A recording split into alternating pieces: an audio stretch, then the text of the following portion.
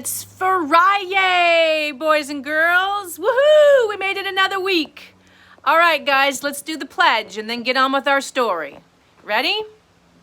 I pledge allegiance to the flag of the United States of America and to the republic for which it stands, one nation, under God, indivisible, with liberty and justice for all.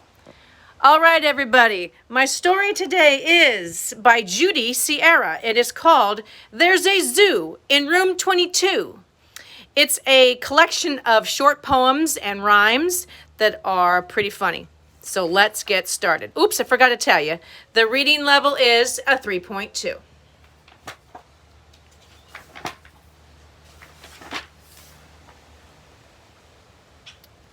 We asked Miss Darling, "May we get a truly awesome classroom pet?" She answered, "Yes, or better yet, let's choose a whole pet alphabet."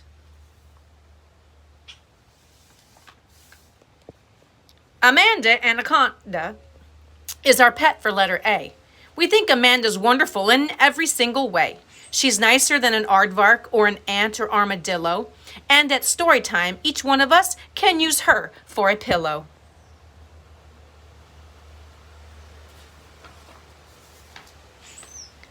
Boring Beetle Bill. Our boring beetle's name is Bill. Bill's jaws are sharp for drilling.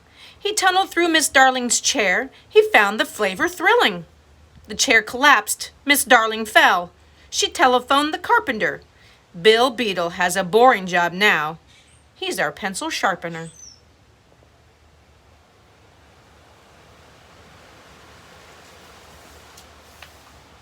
Claude the Cat.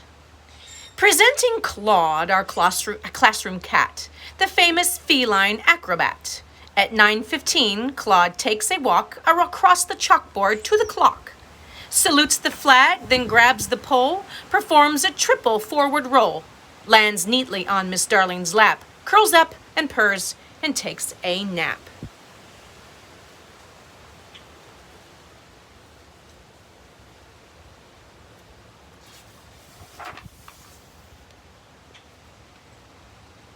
Do you think this is a rug? Nope, it's really our dog, Doug. He lets us roll him like a log. Doug's a very lazy dog. For exercise, he snores and slobbers. Doug would never frighten robbers. He couldn't even catch a slug. What our dog Doug does best is hug. That was a tongue twister, boys and girls. Holy moly. Electric eel. Please don't ask to feel our electric eel, because if you bug him, we cannot unplug him.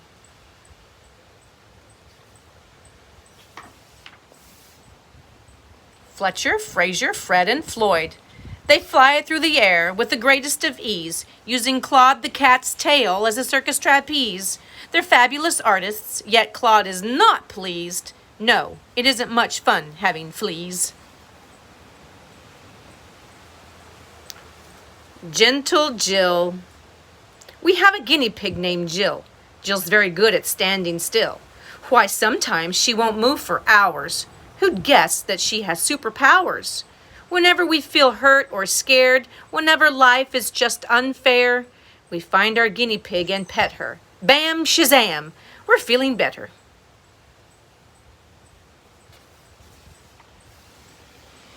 Have you seen our baby hamsters? Why do hamsters always hide?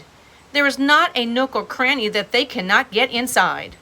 I've found hamsters in my backpack, in my sleeve and on my shoe, in my pocket, in my mitten, in my cup of carrot stew. Oh, I think I know the reason why our hamsters want to roam. They are bored with being at school and they want us to take them home. Iggy Iguana. Meg put Iggy on her shoulder. He's a super shoulder holder. Moments later, he grew bolder and he climbed up on her head. Now begins the part that's creepy. Our iguana, feeling sleepy, made Meg's hair into a teepee, and her head is now his bed.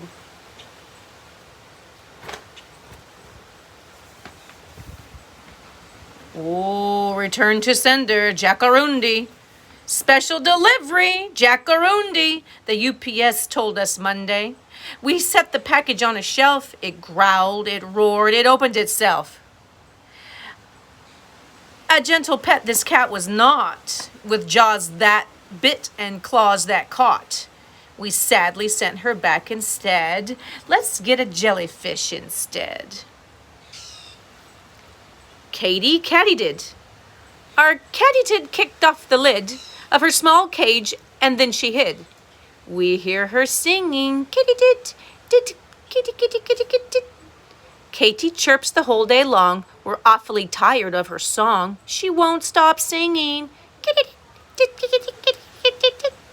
Now when Miss Darling says, confess, who broke that rule? Who made this mess? Then every kid sings, Katie did Katie, Katie, Katie did. The lunchbox lemur.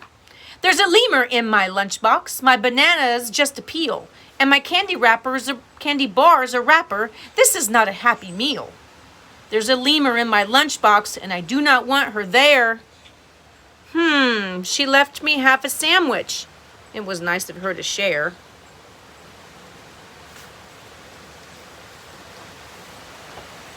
Moose take. We asked the pet shop for a mouse, but by mistake they sent a moose. A moose would mash our mouse's house, and so we let him wander loose.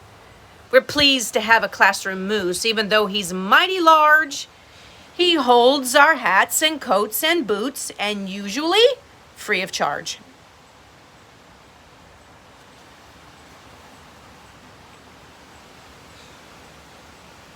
Nick the Newt. Mr. Smoot, our substitute, brought us Nick the surfing newt. Most newts just nap, but not our Nick. Nick rides the waves on a popsicle stick. Otto is an octopus from underneath the sea, and in our class he's learned a lot about geometry. He couldn't wait to imitate a rectangle and a pentagon. He grew so bold he tried to fold into a hepaflexagon. His tentacles got tied in knots. He could not move a muscle. We spent 2 hours untangling our Otto octopuzzle. Old Polly Parrot's the smartest of birds.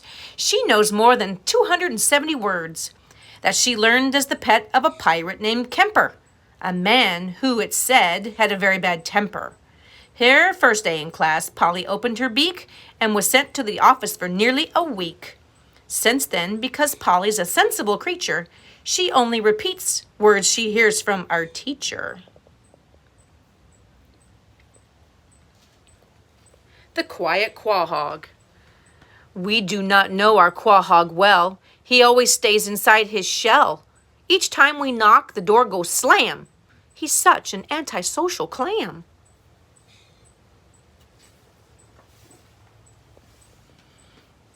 Our Ralph, a laboratory rat. No rodent could be wiser, and that's why we appointed him our science fair advisor.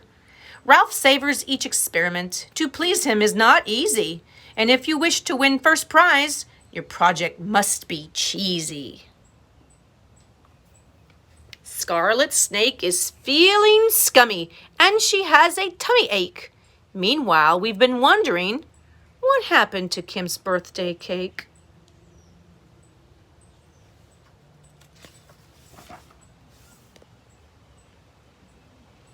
Turkey Tom. Tom tumbled off the turkey truck. We heard his frightened cries. With Thanksgiving Day a week away, Tom needed a disguise. We dressed him in a suit and tie. We thought he looked invincible. Tom wandered down the hall, and now he's our assistant principal.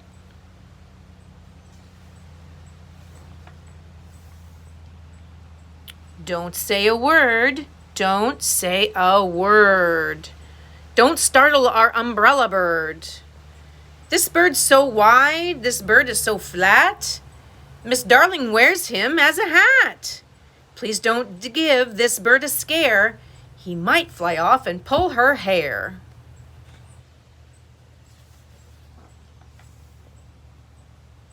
Vincent Vulture.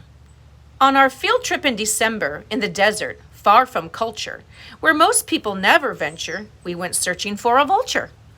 Vincent circled high above us, seeking carcasses to crunch. Could he ever learn to love us? Yes, Miss Darling had a hunch. She caught Vincent in an instant with a 3-week old school lunch. Willie Warthog is not handsome. His aroma is not sweet. His hair is rough. His voice is gruff. It is known he is not neat. His tusks are rather hazardous.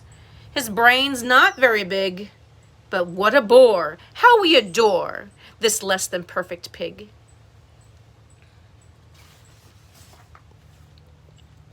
Xenia, the X-ray fish, swims serenely in a dish.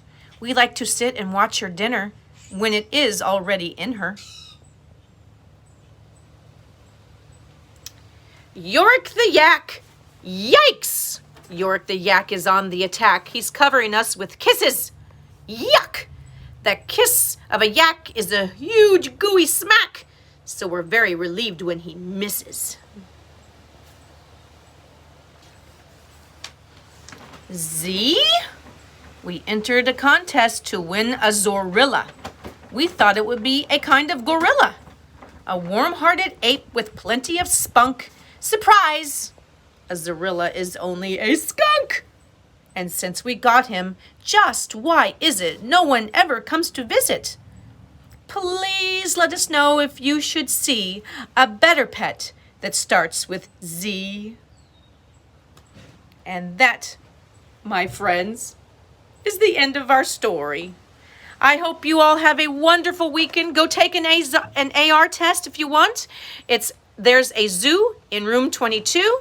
The author is Judy Sierra, and our reading level is 3.2. Boys and girls, have a fantastic weekend. I'll see you on Monday. Bye.